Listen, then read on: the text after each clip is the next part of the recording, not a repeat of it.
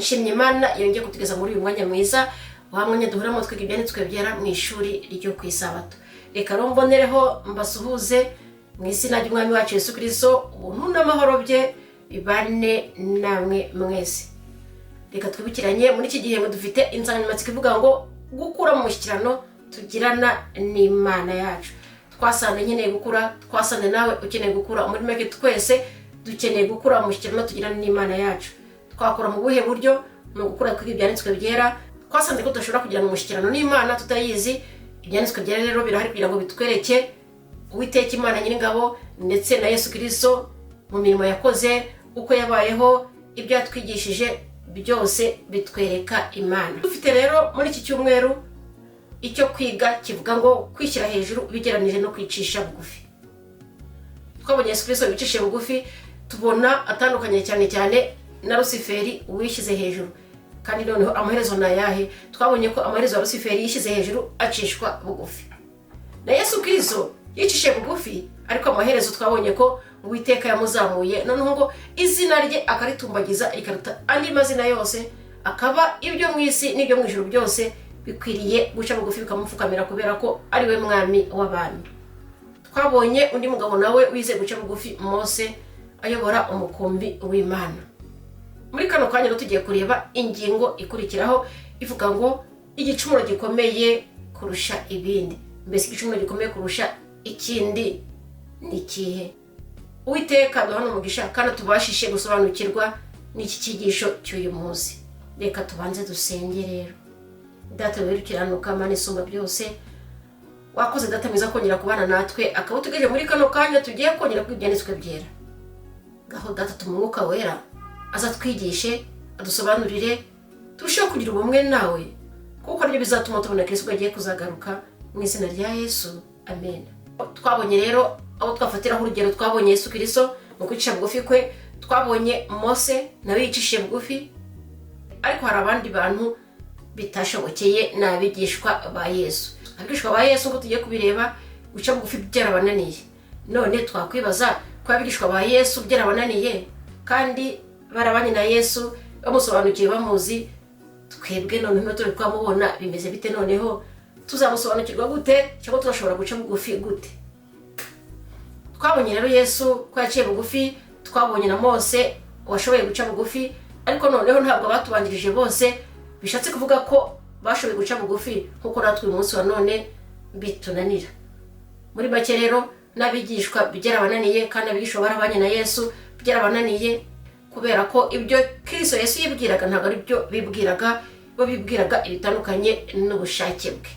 Reka noneho turebe igitekerezo cyabo kiboneka muri Luka 22 ku murongo wa 24 kugeza kwa 27. Turahasanga ibyo abigishwa bibazaga, tubone n'igisubizo Yesu basubije. Noneho rero turareba mbese bakuyemo iki, icyo kwiga ni iki yashaka kubereka, cyangwa twebwe uyu munsi wa none turi bukuremo iki mu magambo Yesu yagiranye n'abigishwa be. Reka dusome. Maze havuka impaka muri bo, urinde muri bo ukwiriye gutekerezwa ko ari we mukuru.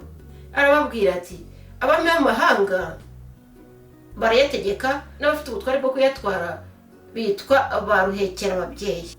Ariko mwebweho ntimukabe mucyo, ahubwo ukomeye muri mwe abe nk'uworoheje, n'utwara abe nk'uhereza.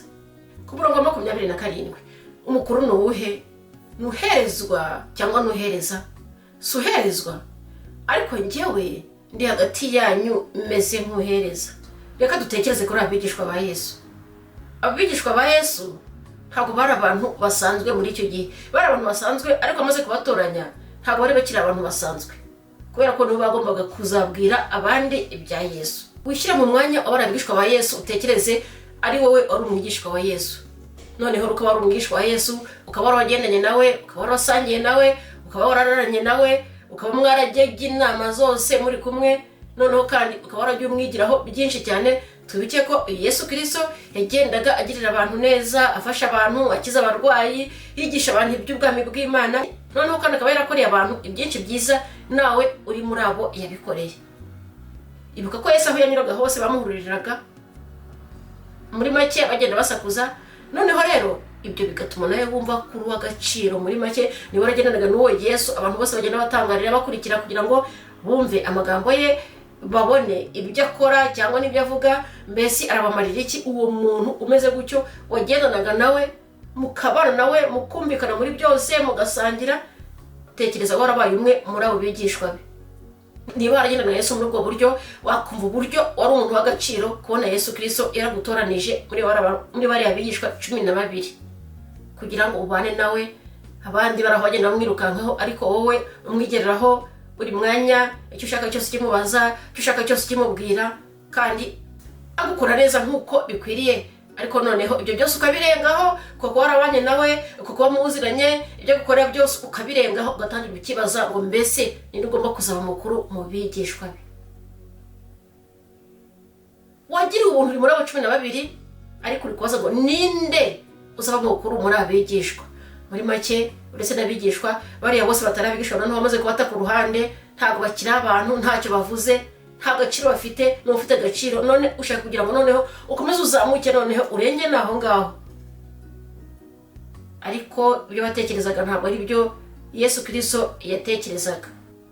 Mu by'ukuri rero twavuga ko abigishwa batari barigeze banyurwa n'umuhamagaro wabo, ahubwo byari byuzuye imitima yabo ko ari gushaka kuba imbere gusa, ndetse no kugira isumbwe ku buryo buri wese yumva ko aruta bagenzi be. Biroroha rero kuberekera intekerezo nyizo zikayobya intekerezo zacu. Turabwigora ko nta kintu cyabaza Imana cyangwa giteze ubugingo bw'umuntu akaga ko kwirata ndetse no kumva wihagije. Muri make kwirata no kumva wihagije ngo ni ibintu bikomeye cyane biteza ubugingo bw'umuntu akaga. Mu byaha byose rero ngo nicyo cyaho umuntu agira, ariko kugira ngo akireke bikaruhanya cyane. Mu byaha byose bibaho, icyo ngo iyo ugerageje kukireka biruhanya cyane, uretse ko bishoboka kukireka kubera ko ufashijwe n'Umwuka Wera urabishobora.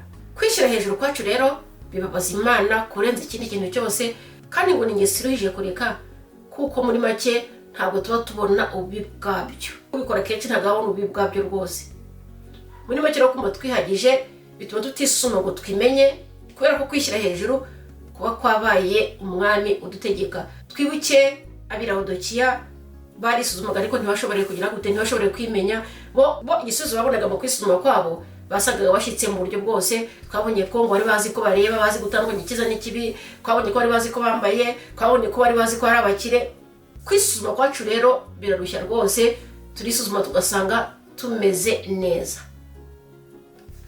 Hano muri Zaburi 46 umurongo wa 11 baraduha igisubizo kidasubirwaho bitewe n'uko twinangiye, ariko birashoboka ko tugaruka. Handitswe ngo nimworoshye mumenye ko ari njye Mana, nzashyirwa hejuru mu mahanga, nzashyirwa hejuru mu isi. Uwiteka aravuga ngo nimworoshye, aratubwira ngo nimworoshye mumenye ko ari njye Mana, nzashyirwa hejuru mu mahanga, nzashyirwa hejuru mu isi. Uko byagenda kose rero nitworoshye. Kwishyira hejuru kwacu ni guhagarare, kumva ko twihagije n'ibihagarare, kubera ko nta kamaro tukimaze, nta kamaro bikimaze. Uwiteka aravuga ngo nimworoshye mumenye ko ari njye Mana, kandi njye uzashyirwa hejuru ari mu isi ndetse no mu mahanga yose. Ni njye ukwiriye gushyirwa hejuru njyenyine. Umwuka nabitubashishe, kubera ko twasanze ko ari ushobora kubitubashisha. Aratugenzura, akatujyana mu byanditswe byera, kandi akatwigisha ibyanditswe byera, akatwereka igikwiriye n'ikidakwiriye. Rero nimworoshye, oroshya noroshye, tumenye ko Uwiteka ari we Mana kandi ari we ukwiriye gushyirwa hejuru wenyine gusa. Muri make rero dukwiriye kwisuzuma tukamenya indwara turwaye, tugasaba Imana kwejesha amaso yacu. Noneho rero twamara kureba, amaso yacu amara kureba neza, tukamenya abo turi bo, kubera ko kwishyira hejuru bishobora kutubera impamvu yo gutuma tutamenya ukuri. Noneho wa mubano wacu n'Imana duharanira kugira ngo tugereho, tukibuka ahubwo uwasenyutse uburundu. Hano rero hari inama tugirwa muri kano kanya ngo niba ubona ko Imana yonyine ari ishobora gukura muri wowe kwishyira hejuru n'inarye mu mutima wawe, tuza oroshya maze ubanze usengera isengesho. Mwami, fata umutima wanjye kuko njye ntashobora kuwutanga, n'uwawe utunganye kuko ntashobora kukugumanira. Nubwo meze cyo kizi intege nke zanjye, unyize kwikunda kuntera kudasa na Kristo. Ntunganya, nzahura ungeze ku rwego rwo kwera, aho isoko ikungahaye urukundo rwawe itembera mu mutima wanjye. Ayo ni amagambo nsomye, ariko no kubera ko nawe ukwiriye kuyasoma ukayumva neza. Ayo magambo ni amagambo azagufasha. Reka nkwereke aho yanditswe kugira ngo nubona akanya wicare utuje ayo magambo uyasome aba yawe. Muri make ribe isengesho ryawe ribe n'isengesho ryanjye. Aboneka mu gitabo cyitwa Imigani ya Kristo ku rupapuro rwa 92.